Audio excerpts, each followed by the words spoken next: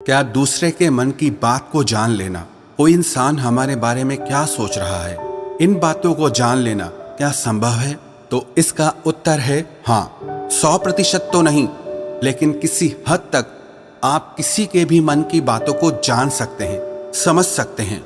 लेकिन अगर आप भी इसे सीखना चाहते हो तो आप इस वीडियो को बहुत ध्यान और समझ के साथ देखिए, और इस वीडियो में जो प्रयोग आपको बताए जा रहे हैं उन्हें आप लगातार अभ्यास करने की कोशिश कीजिए। तभी आप किसी के भी मन की बात को समझ पाएंगे, महसूस कर पाएंगे।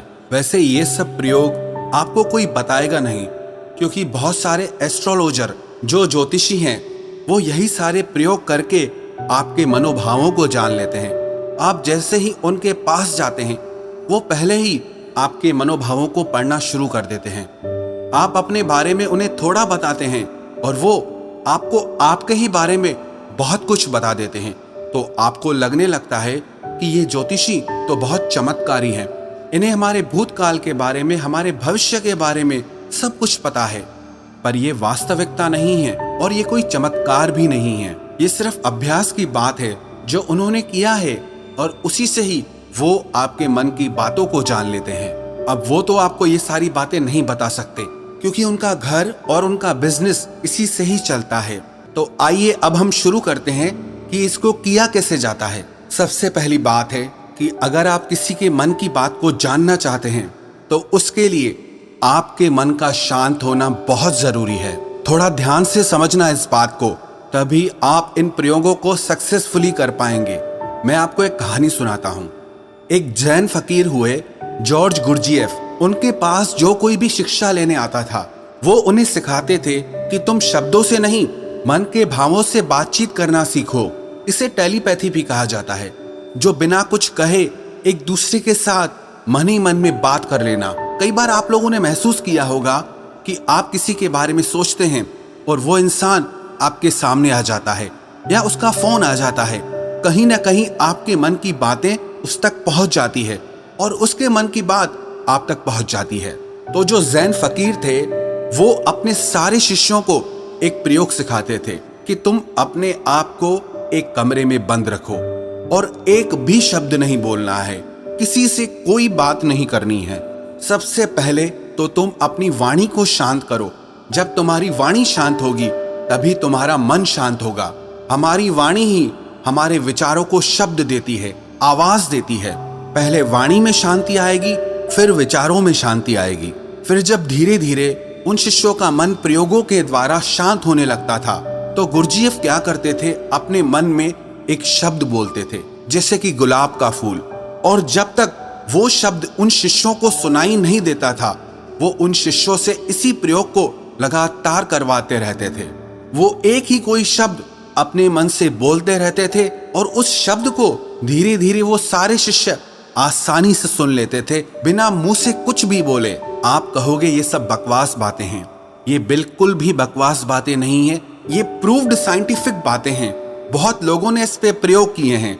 आपने कभी देखा, जो मनोवैज्ञानिक होते हैं वो बहुत से लोगों के चेहरे के हाव भावों को देखकर, उनकी बातों को सुनकर उनके मन की बात जान लेते हैं। तभी मनोवैज्ञानिक लोगों के सामने सब लोग अपने दिल की हर बात खोलकर रख देते हैं। उन्हें लगता है कि इन्हें हमारे बारे में सब कुछ समझ में आता है, ये तो हमारे मन की बातें पढ़ लेते हैं। जो लोग मनोवैज्ञानिकों के पास जाते हैं उन्हें लगता है कि इस मनोवैज्ञानिक के पास तो कोई चमत्कारी शक्ति है। सच कहूं, उसके पास कोई चमत्कारी शक्ति नहीं। उसने बस अपने विचारों को शांत करके, खुद के विचारों में ठहराव ला करके, उसने अपने भावों को, अपनी ऊर्जा को आपसे कनेक्ट कर लिया। इसलिए जो भी आपके हाव भाव हैं उसकी ऊर्जा को वो मनोवैज्ञानिक महसूस कर पाता है, समझ पाता है।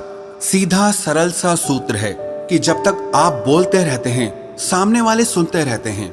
आप बोलना बंद करते हैं तभी सामने वाला जो बोल रहा है वो आप सुन पाते हैं। यदि आप दोनों ही लगातार बोलते रहेंगे तो किसी को कुछ समझ में नहीं आएगा। ठीक इसी तरह यदि आपका मन चुप है तभी आप किसी दूसरे का मन सुन सकते हैं। मन के चुप होने का मतलब है कि आप विचार और कल्पनाओं से बाहर निकलकर पूर्णतः शांत हो जाएं। इसे ही चित्त का शांत होना कहते हैं। कहते हैं कि इस मन की शक्ति योग के बल पर जो योगी लोग होते हैं वो चींटियों के पैरों में बंधे घुंघरू की आवाज तक भी सुन सकते हैं। तो लोगों के मन में तो दुनिया भर का शोर मचा हुआ है, वो आपको कैसे नहीं सुनाई देगा। लेकिन इसके लिए आपको एक बात बता दूं, जिन लोगों का मन बहुत चंचल रहता है, बहुत दौड़ता रहता है, ऐसे लोग अपने ही मन की बातों को ठीक से नहीं समझ पाते, तो वो किसी और के मन की बात को क्या समझ पाएंगे। मैंने एक कहानी सुनी, एक फकीर हुए लाओ त्सु, वो अपने एक शिष्य के साथ रोज सुबह में वॉक करने जाते थे। एक दिन जो उनका शिष्य था, तो उस दिन उनका शिष्य अपने मित्र को भी साथ लेकर आया। तो मॉर्निंग वॉक के टाइम पे उनका शिष्य और उसका मित्र भी साथ साथ चलने लगा। वो काफी देर तक ऐसे ही पैदल चलते रहे, किसी ने कोई आवाज नहीं की। जो उनके शिष्य का मित्र था वो बड़ा हैरान हो रहा था कि ये लोग कुछ बोलते क्यों नहीं, इतनी देर से चुप क्यों हैं ये लोग। तो उसने सोचा मैं ही बात शुरू करता हूँ, और काफी समय गुजरने के बाद उसने सिर्फ इतना कहा कि कितनी अच्छी सुबह है, कितना अच्छा मौसम है। जब उस शिष्य के मित्र ने ये बात कही तो लाओ त्सु ने कहा कि कल से तुम अपने मित्र को मेरे पास बिल्कुल लेकर मत आना, क्योंकि ये बहुत शोर मचाता है। वो शिष्य बड़ा हैरान हो गया कि इसने तो सिर्फ इतना कहा कि कितनी अच्छी सुबह है, मौसम कितना अच्छा है, इसमें इसने ऐसा कौन सा शोर मचा दिया। तो लाओ त्सु ने अपने शिष्य से कहा कि मेरा मन अब पूर्णतः शांत हो गया है, अब जरा सी भी आवाज मुझे शोरगुल मालूम होती है। सुबह अच्छी है तो है, मौसम अच्छा है तो है, मैं भी देख रहा था कि मौसम अच्छा है, तुम भी देख रहे थे, तो इस बात को व्यर्थ में बताने का मतलब ही क्या हुआ। मेरे मन में ऐसी शांति भर गई है कि ये व्यर्थ की बातें मुझे अब बिल्कुल अच्छी नहीं लगती, क्योंकि मैं बिना बोले ही सब कुछ सुन सकता हूँ और बिना कहे ही सब कुछ कह सकता हूँ। तो मैं शब्दों को बोलकर और सुनकर अपनी उस शक्ति को क्यों नष्ट करूं। जब मैं बिना बोले सुन सकता हूँ, बिना कहे भी कह सकता हूँ, तो मुझे शब्दों की जरूरत ही नहीं है। अगर आप भी चाहते हैं कि आप दूसरे लोगों के मन की बात जान सकें, तो उसके लिए आप एक प्रयोग करें। सबसे पहले आप दिन में कुछ समय निश्चित करें कि इस समय से इस समय तक आप कुछ नहीं बोलेंगे, और उस समय पे आप एक आसन में बैठना सीखिए और अपने मन में जरा गहरे झांक कर देखिए कि वहां क्या चल रहा है। आपको कोई प्रतिक्रिया नहीं देनी, बस देखना है, और धीरे धीरे इसे देखते हुए आपका मन शांत होने लगेगा। इसे ही महात्मा बुद्ध ने आनापानसति योग कहा है, जिसमें आपका पूरा ध्यान आपकी श्वासों पर रहता है।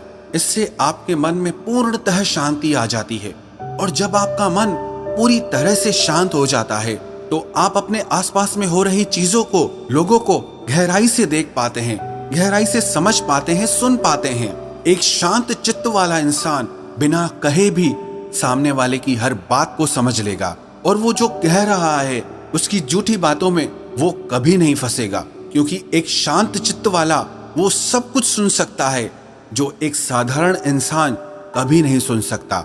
अगर आप भी चाहते हैं कि आप लोगों का मन पढ़ सकें, उनके मन में चल रही भावनाओं को महसूस कर सकें, तो उसके लिए आप अपने मन को शांत करने का अभ्यास करें। और जब आपका मन शांत हो जाए तो धीरे धीरे लोगों के मन में गहरे झांकने की कोशिश करें, उनके हाव भाव को समझने की कोशिश करें, उनके शब्दों पर नहीं जाएं, जो उनके हाव भाव हैं आप उन्हें गहराई से समझने की कोशिश करें। दूसरे के मन की बात को जान लेना, इसमें कोई बड़ी बात नहीं है, पर शर्त यही है कि आपको यही अभ्यास निरंतर करना होगा। जिस दिन आपका अभ्यास सिद्ध हो जाएगा, आपको बिना कहे भी लोगों के मन की सारी बातें बिल्कुल साफ सुनाई देंगी। अब आप ये सोच रहे होंगे कि किसी और के मन की बात पता करके हमें क्या फायदा मिल जाएगा, लेकिन मैं आपको बता दूं कि इसका फायदा आपको जीवन के हर क्षेत्र में मिलेगा। चाहे वो आपके रिश्ते हो, आपके क्लाइंट्स हो, आपकी नौकरी का इंटरव्यू हो, जिंदगी के किसी भी क्षेत्र में चले जाओ, अगर आप सामने वाले के मन की बातों को समझ पाओ, महसूस कर पाओ, तो आप जिंदगी में हर कामयाबी हासिल कर सकते हो। इसके बहुत फायदे हैं। इससे आपको कोई भी इंसान झूठ बोल के धोखा नहीं दे सकता, कोई आपका इस्तेमाल नहीं कर सकता, आप हर तरह की भावनात्मक चोट खाने से बच जाएंगे, कोई आपके पैसों को लूट कर नहीं जा सकता। और एक बात मैं आपको बता दूं कि ये प्रयोग एक ही दिन में सिद्ध नहीं होते हैं। इनमें थोड़ा समय लगता है, बहुत ज्यादा तो नहीं, लेकिन कुछ महीनों के अभ्यास से ही आप जल्दी ही किसी के भी मन की बातों को आसानी से जान लेंगे।